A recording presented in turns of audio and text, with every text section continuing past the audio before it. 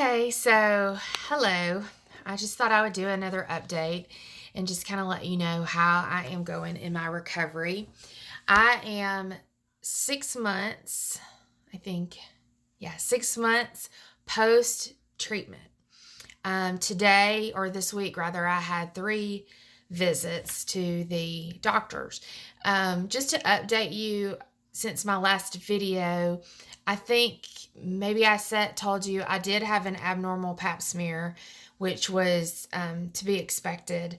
But after that, I had my scans and was found it was clear. But she still wanted me to come back every 3 months just in case. So this week I have been on doctor overload. I went to the gynecologist Monday for a pap smear for a follow up. Tuesday I had an oncologist appointment for blood work and a follow-up. And today I had to go to the colorectal surgeon for a follow-up there as well. And just to let you know that the pap smear results are already back because everything's digital these days, and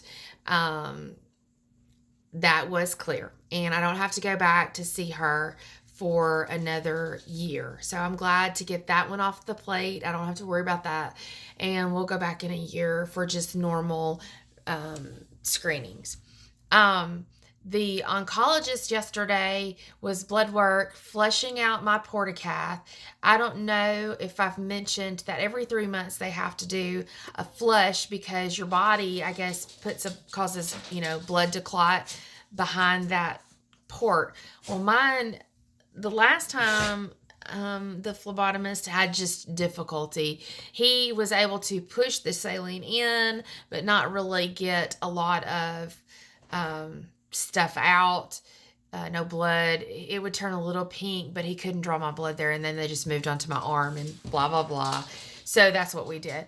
But yesterday I kind of was a little more determined. I wanted to make sure that this port is not blocked. Should, heaven forbid, I have to have any other treatment. Also, I have the port. I want them to use the port because then it's just one stick. I don't have that sore spot on my arm. The port, it hurts when they stick it, obviously, but then after that, I don't have pain later on. You know how your arm can be sore. And they don't bruise you, and my veins sometimes will want to just kind of blow out, and I have this huge bruise. So, there, my dogs hear somebody outside. Anyway, other than that, then they do the blood work, which always good. And I'm going to pause right here for a second to stop my dogs from barking. Okay, so we're back from me screaming like a maniac at my dogs who are barking at absolutely nothing. Anyway, so the blood work was good. He was very pleased with my overall health, blood pressure. My anemia that I had developed while I was sick, that has corrected itself as well. So all's well. And I have to see him again in 3 months. And at that April appointment is when they will schedule. They're going to do a CAT scan, and then I have an oncologist appointment, and I'll also go back to the colorectal doctor. Today, the colorectal surgeon examined me physically and with a scope, and he sees nothing at all but a little bit of scar tissue. Everything else is great. So it's a fantastic report. And so there's an update on just the medical stuff. If someone is following me that's like going through this treatment and want to know kind of what it's like after, what to look forward to, we've talked about hair loss, we've talked about lots of stuff, but I want to talk to you really today, honestly, about just the bathroom stuff, because it's not back to normal, and so that's what you kind of expect. I don't know where to put this thing so that it shows up better, so I'll just have to hold it. So anyway,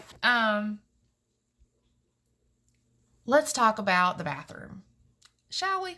No. So I'm having some issues with just if I have to go, one or two, it doesn't matter.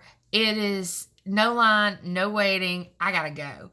And so some of that's probably my age because I'm turning 50 this year. So that might be it. Some of it is probably scar tissue. Some of it is, just a result of having a big giant tumor there as well. So I just wanted you to know that. So I'm having to deal with a little bit of, if it's not an all day thing, but if I try to hold it, I can't. So that's just, be aware.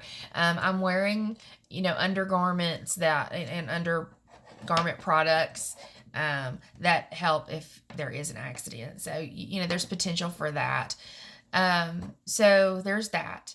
My hair is growing back. It looks like a hot mess today. I got up late, so whatever, and I had to get to work. But it's growing back. You can see. Well, you can see right there. See my little horns, and under here especially, you see my little curly. Let's see. Can you see it? Okay, so this hair coming in, y'all, is so curly, and like I can't wear my hair in a ponytail because it's like up here. They're like sticking under my hair up there. So all that's coming in, but everything's kind of gotten back to normal. I feel pretty good. I do get fatigued still. I do not have the kind of stamina, and sometimes I'll feel myself go, I just gotta sit down. I'm having the hot flashes at night. Again, could be menopause coming on, could be the radiation, whatever. I don't know. But all's well, all is good. I hope you're all well. Always message me if you need anything, need to ask me something, whatever. But I just wanted to wish you Happy New Year. Yay. This is January the 8th. Happy birthday, Elvis, 2020. And I'm looking forward to a great year. We've got a lot of fun things planned this year with some friends and family. And I'm so glad that this year, when I do these things with friends and family like we try to do, I will feel good. I will look better. I will be able to last and hang out and not go, y'all, I gotta go lay down. I'm tired. And I was doing those things not knowing what was wrong with me. So I'm super happy. Love you all. Mwah. Bye.